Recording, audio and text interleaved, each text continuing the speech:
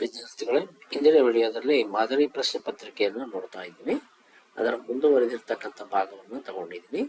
ಚಿತ್ರದಲ್ಲಿ ಓ ವೃತ್ತ ಕೇಂದ್ರವಾಗಿದೆ. ತ್ರಿಜ್ಯಾಂತರ ಖಂಡ AOB ಯ ವಿಸ್ತೀರ್ಣ ಇಷ್ಟು.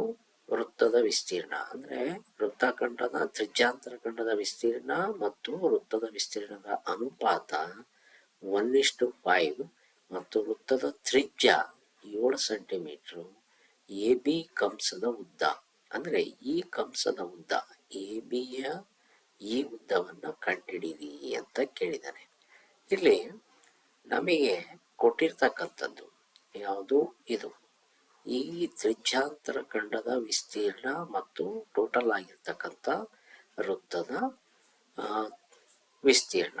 ಅಲ್ಲಿಗೆ ತ್ರಿಜ್ಯಾಂತರ ವೃತ್ತಖಂಡದ ವಿಸ್ತೀರ್ಣವನ್ನು ನಾವು ತಗೊಳ್ಳೋದಾದ್ರೆ ವೃತ್ತಖಂಡದ ವಿಸ್ತೀರ್ಣ is equal to theta by 360 degree into pi r square. ಹಾಗೆಯೇ ವೃತ್ತದ ವಿಸ್ತೀರ್ಣವನ್ನು ತಗೊಂಡ್ರೆ is equal to pi r square. ಇಲ್ಲಿ ಕೊಟ್ಟಿರ್ತಕ್ಕಂಥದ್ದು ತ್ರಿಜ್ಯದ ಬೆಲೆಯನ್ನು ಕೊಟ್ಟಿದ್ದಾನೆ. r is equal to 7 centimetre ಇದೆ. ಹಾಗೆಯೇ ಇಲ್ಲಿ ನಮಗೆ ಬೇಕಾಗಿರ್ತಕ್ಕಂಥದ್ದನ್ನು ತಗೊಳ್ಳೋದಾದ್ರೆ ಫಸ್ಟ್ ಒಂದು r is equal to 7 centimetre ಇದೆ. ಟೀಟಾ ಬೆಲೆ ಇಲ್ಲ. ಇಲ್ಲಿ ಟೀಟಾ ಬೆಲೆಯನ್ನು ಫಸ್ಟ್ ಕಂಡುಹಿಡ್ಕೊಳ್ಳೋಣ. ಹಾಗಾಗಿ ಫಸ್ಟ್ ಒಂದು ಏನು ಮಾಡೋಣ, ವೃತ್ತಖಂಡದ ವಿಸ್ತೀರ್ಣ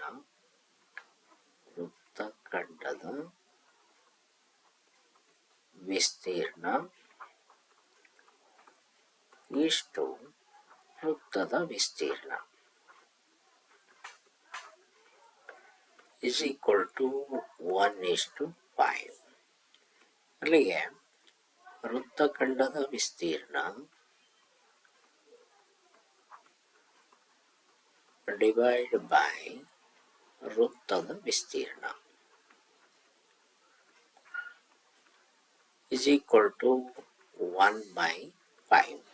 ವೃತ್ತಖಂಡದ ವಿಸ್ತೀರ್ಣವನ್ನು ತಗೊಂಡ್ರೆ theta by 360 degree into pi R square.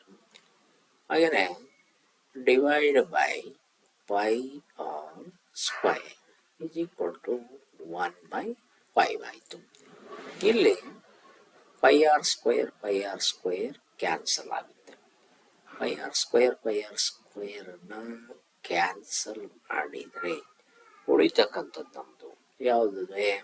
Theta by 360 degree is equal to 1/5 ಇದೆ. ಇದನ್ನು ನಾವು ಮೂರೇ ಗುಣಾಕಾರವನ್ನು ಮಾಡಿಕೊಂಡ್ರೆ theta is equal to 360 degree by 5 ಆಗುತ್ತೆ. 5ರಿಂದ ನಾವು ಭಾಗಿಸ್ಕೊಂಡ್ರೆ 5 7 35, 1 ಉಳಿತು, 5 2 10. ಅಲ್ಲಿಗೆ theta is equal to 72 degree ನಮಗೆ ಬೆಲೆ ಸಿಕ್ತು. ಆದರೆ ನಮಗೆ ಬೇಕಾಗಿರೋದು ಕಂಸದ ಉದ್ದ ಬೇಕು. ಹಾಗಾಗಿ ಆ ಬೆಲೆಯನ್ನು ತಗೊಂಡ್ರೆ ವೃತ್ತಖಂಡದ ಕಂಸದ ಉದ್ದ is equal to theta by 360 degree into 2 pi r. 72 by 360 into 2 into 22 by 7 into 7. ಅಲ್ಲಿಗೆ 7 ಕ್ಯಾನ್ಸಲ್ ಆಯಿತು. ಉಳಿತಕ್ಕಂಥದ್ದು ಇಲ್ಲಿ ನಾವು ಮಾಡಿಕೊಂಡಿದ್ದೀವಿ 1/5 ಬರುತ್ತೆ.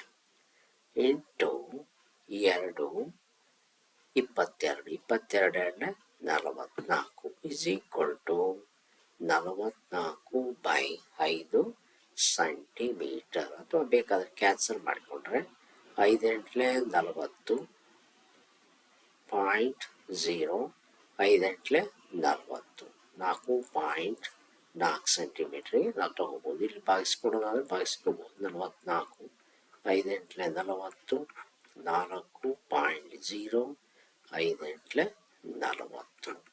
ಅಲ್ಲಿಗೆ ನಮಗೆ 8.8 ಸೆಂಟಿಮೀಟರ್ ಇದು ನಮಗೆ ಕಂಸದ ಉದ್ದವನ್ನು ತಗೊಂಡಿರ್ತಕ್ಕಂಥ 8.8 ಸೆಂಟಿಮೀಟರ್ ಇರ್ತಕ್ಕಂಥದ್ದು. ಇನ್ನು ನೆಕ್ಸ್ಟ್ ಲೆಕ್ಕ ನೋಡೋದಾದರೆ, ಕುಂದಿಲ್ಲದ 3 ನಾಣ್ಯಗಳನ್ನು ಏಕಕಾಲದಲ್ಲಿ ಚಿಮ್ಮಿದಾಗ ಕನಿಷ್ಠ 2 ಶಿರಗಳನ್ನು ಪಡೆಯುವ, ಗರಿಷ್ಠ 2 ಪುಚ್ಚಗಳನ್ನು ಪಡೆಯುವ ಸಂಭವನೀಯತೆಯನ್ನು ಕಂಡುಹಿಡಿಯಿರಿ ಅಂತ ಕೊಟ್ಟಿದ್ದಾನೆ. ಇಲ್ಲಿ 3 ನಾಣ್ಯಗಳು, 3 ನಾಣ್ಯಗಳನ್ನು ತಗೊಳ್ಳೋದಾದರೆ ಎ, ಎಚ್, ಟಿ. ಹಾಗೆಯೇ ಇಲ್ಲಿ ಎಚ್ ಟಿ ಅಂತಕ್ಕಂಥವು 3 ಇರ್ತಕ್ಕಂಥದ್ದು. ಹಾಗಾಗಿ 3 ನಾಣ್ಯಗಳ ಫಲಿತಾಂಶವನ್ನು ಅಥವಾ ಫಲಿತಗಣವನ್ನು ಫಸ್ಟು ನಾವು ಬರ್ಕೋಬೇಕು. S, H H H H H T, H T H, T H T, H T T, T T H H H, ಹಾಗೆಯೇ ಟಿ ಎಚ್ ಎಚ್, ಲಾಸ್ಟ್ ಒಂದು ಟಿ ಟಿ ಟಿ. 1 2 3 4 5 6 7 8. ಅಂದರೆ ನಮಗೆ N of S is equal to 8 ಆಯಿತು. First ಒಂದು ನೋಡಿ, ಕನಿಷ್ಠ 2 ಶಿರಗಳನ್ನು ಪಡೆಯುವ ಅಂದರೆ ಅಲ್ಲಿಗೆ ನಮಗೆ ಬೆಲೆ ಏನು ಸಿಗುತ್ತೆ? ಕನಿಷ್ಠ 2 ಶಿರಗಳನ್ನು ಪಡೀತಕ್ಕಂಥದ್ದು 1 2 3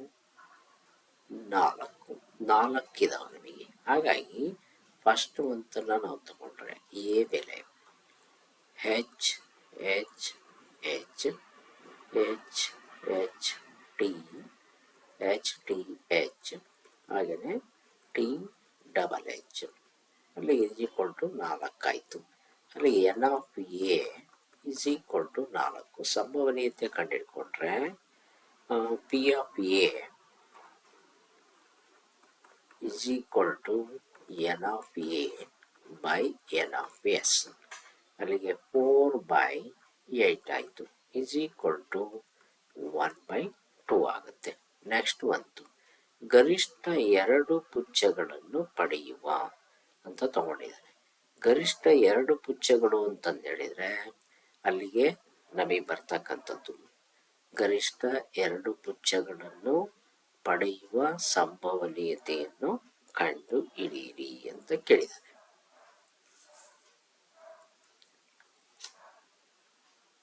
ಅಂತಂದು ಹೇಳಿದ್ರೆ ಒಂದಕ್ಕಿಂತ ಜಾಸ್ತಿ ಇರ್ತಕ್ಕಂಥದ್ದು. ಒಂದಕ್ಕಿಂತ ಜಾಸ್ತಿ ಇರೋದನ್ನ ನಾವು ತಗೊಂಡಾಗ ಬರ್ತಕ್ಕಂಥ ನಮಗೆ ಫಲಿತಗಣ ತ್ರಿಬಲ್ ಎಚ್,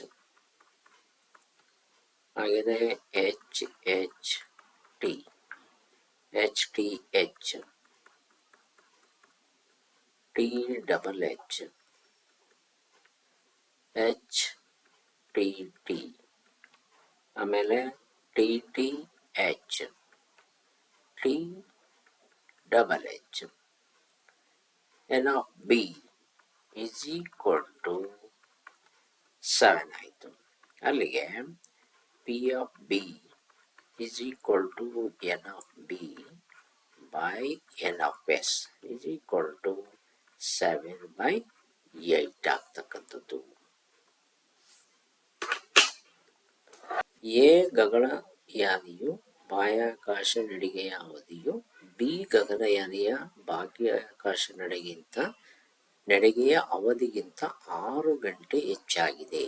ಅವರಿಬ್ಬರು ಇನ್ನೂ 4 ಗಂಟೆಗಳ ಕಾಲ ಹೆಚ್ಚು ಬಾಹ್ಯಾಕಾಶ ನಡಿಗೆ ಕೈಗೊಂಡರೆ ಅವರ ಬಾಹ್ಯಾಕಾಶ ನಡಿಗೆಯ ಅವಧಿಗಳ ಗುಣಲಬ್ಧ 720 ಆಗುತ್ತದೆ. ಹಾಗಾದರೆ ಎ ಮತ್ತು ಬಿ ಗಗನಯಾನಿಗಳ ಬಾಹ್ಯಾಕಾಶ ನಡಿಗೆಯ ಅವಧಿಗಳನ್ನು ಕಂಡು ಹಿಡಿಯಿರಿ ಅಂತ ಕೇಳಿದ್ದಾರೆ. ಮೊದಲನೇದಾಗಿ ನಮಗೆ ಬಿ ಗಗನಯಾನಿದು, ಬಿ ಖಗೋಳಯಾನಿಯ ಬಾಹ್ಯಾಕಾಶ ನಡಿಗೆಯ ಅವಧಿ ಎಕ್ಸ್ ಅಂತ ತಗೊಳ್ಳೋಣ. ಹಾಗಾದರೆ ಏನೇನಾಗುತ್ತೆ, ಇದಕ್ಕಿಂತಲೂ 6 ಗಂಟೆ ಜಾಸ್ತಿ. ಎ ಈ ಗಗನಯಾನಿಯ ಅವಧಿಗಿಂತ ಎಕ್ಸ್ ಪ್ಲಸ್ 6 ಇದು ಅವಧಿ, ಇದು ಗಂಟೆ. ಅಂದರೆ ಇವೆರಡರದ್ದು ಬಿದು ಎಕ್ಸ್ ಆಗಿದ್ರೆ ಎದು ಎಕ್ಸ್ ಪ್ಲಸ್ 6 ಆಗುತ್ತೆ. ಹಾಗೆಯೇ ಅವರಿಬ್ಬರು ಇನ್ನೂ 4 ಗಂಟೆಗಳ ಕಾಲ ಹೆಚ್ಚು ಬಾಹ್ಯಾಕಾಶ ನಡಿಗೆ ಕೈಗೊಂಡರೆ, ಅಂದರೆ ಬಿ ಖಗೋಳಯಾನಿಯ ಬಾಹ್ಯಾಕಾಶ ನಡಿಗೆ ಯಾವಾಗ 4 ಗಂಟೆ ಹೆಚ್ಚಿಗೆ ನಡೆದರೆ ಅವಾಗ ಏನು ಬರುತ್ತೆ, ನಡಿಗೆಯ ಅವಧಿ is equal to X plus 4 ಆಗುತ್ತೆ. ಹಾಗೆಯೇ ಏನೇನಾಗುತ್ತೆ ಇದಕ್ಕಿಂತಲೂ ಕೂಡ, ಅಂದರೆ X plus 6 plus 4 is equal to X plus 10 ಆಯಿತು. ಈಗ A into B is equal to 720 ಆಗಿದೆ. ಏದಿರ್ತಕ್ಕಂಥದ್ದು ಎಕ್ಸ್ ಪ್ಲಸ್ 10, ಬಿದಿರ್ತಕ್ಕಂಥದ್ದು X plus 4 is equal to ಇವರಿಬ್ಬರ ಗುಣಲಬ್ಧದ ಅವಧಿ ಇರ್ತಕ್ಕಂಥದ್ದು 720. ಅಲ್ಲಿಗೆ ನಾವು ಇವೆರಡನ್ನು ಕೂಡ ಗುಣಿಸ್ಕೊಂಡ್ರೆ X square plus 4x plus 10x plus 40 is equal to 720. X square 14x 40 minus 720 is equal to 0. X square plus 14x minus 720ರಲ್ಲಿ 40 ಕಳೆದ್ರೆ 680 ಇಸ್ ಈಕ್ವಲ್ ಟು 0 ಆಯಿತು. ಇಲ್ಲಿಗೆ ನಮಗೆ ಎ ಬೆಲೆ 1, ಬಿ ಬೆಲೆ 14, ಸಿ ಬೆಲೆ 680. ನಾನು ಸೈನ್ ತಗೊಂಡಿಲ್ಲ. ಅಲ್ಲಿಗೆ ಎ ಇಂಟು ಸಿ ಅಂದರೆ 680 ಆಗುತ್ತೆ. ಎ ಪ್ಲಸ್ ಸಿ ನಮಗೇನು ಬೇಕು, 14 ಬೇಕು. ಅಲ್ಲಿಗೆ 680ರ ಅಪವರ್ತನಗಳನ್ನು ನೀವು ತಗೊಳ್ಳೋದಾದರೆ 2 3 2 4 2 1 2 7 2 8 2 5. ನೆಕ್ಸ್ಟ್ ಒಂದು 3 ತಗೊಳ್ಳೋದಾದರೆ 3 3 2 6 ಆಗುತ್ತೆ, 25 ಆಗುತ್ತೆ, ಅದು ಬರೋದಿಲ್ಲ. 5 ತಗೊಳ್ಳೋಣ. 5 1 5 1 ಅಂದರೆ 8ರಾಗ 5 ಕಳೆದ್ರೆ 3 ಆಯಿತು, 35 ಉಳಿತು. 5 7 35 ಆಯಿತು. ನೆಕ್ಸ್ಟು ನಮಗೆ ಬರ್ತಕ್ಕಂಥದ್ದು 17 1. ಇಲ್ಲಿ ನಮಗೆ ಇವೆರಡನ್ನು ನಮಗೆ ಬೇಕಾಗಿರ್ತಕ್ಕಂಥದ್ದು ಎಷ್ಟು, ಮಧ್ಯದ ಪದ 14 ಬರಬೇಕು. ಅದಕ್ಕೇನು ಮಾಡೋಣ, 17 2 34, ಹಾಗೆಯೇ 5 2 10 ಪ್ಲಸ್ 2 10 ಇಂಟು 2 ಅಂದರೆ 20 ಆಯಿತು. ಅಲ್ಲಿಗೆ 4 1 ಮಧ್ಯದ ಪದ ಸಿಗುತ್ತೆ. ಇದನ್ನು ನಾವು ಅಪವರ್ತನಕ್ಕೆ ಬಳಸ್ಕೊಳ್ಳೋಣ. ಎಕ್ಸ್ ಸ್ಕ್ವಯರ್ ಪ್ಲಸ್ ಇರೋದ್ರಿಂದ 34x minus 20x minus 680 is equal to 0. X common ತೆಗೆದ್ರೆ X plus 34 minus 20 X plus 140 is equal to 0. X plus 34 x minus 20 is equal to 0. x plus 34 is equal to 0. x minus 20 is equal to 0. x is equal to minus 34, x is equal to 20. ಇದು negative ಆಗಿರೋದ್ರಿಂದ ಇದರ ಅವಶ್ಯಕತೆ ನಮಗಿಲ್ಲ. ಹಾಗಾಗಿ B ಖಗೋಳಯಾನಿಯ ಬಾಹ್ಯಾಕಾಶ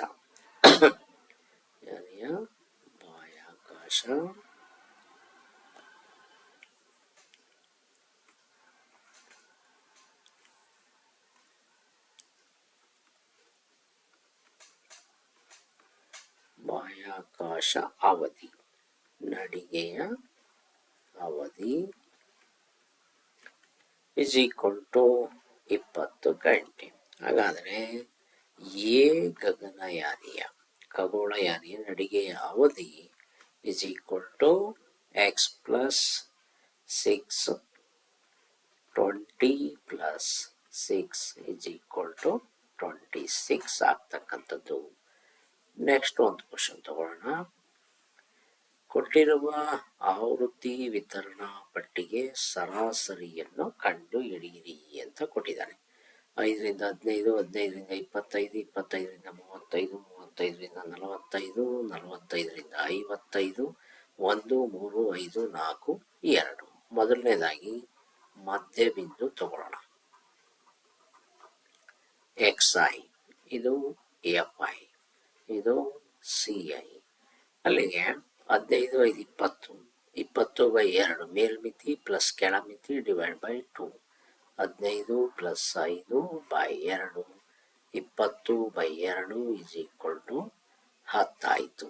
ಅಂದರೆ ಮೊದಲನೇದು 10. ಇಲ್ಲಿ 15ರಾಗ 5 ಕಳೆದ್ರೆ 10 ಆಗೋದ್ರಿಂದ 10 ಡಿಫ್ರೆನ್ಸ್ ಬರುತ್ತೆ. ನಾವು ಮತ್ತೆ ಎರಡನ್ನೂ ಮಾಡೋಂಥ ಅವಶ್ಯಕತೆ ಇಲ್ಲ, ಸೇರಿಸ್ಬಿಡೋಣ. 10, 20, 30, 40, 50. Last FI XI. 10 1, 2 3 6, 3 5 15, 4 4 16, 5 2 10. Divide by totally 480.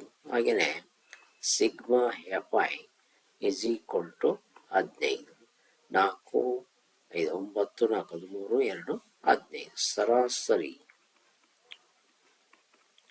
X bar is equal to sigma FI XI sigma FI. 480 divide by 15.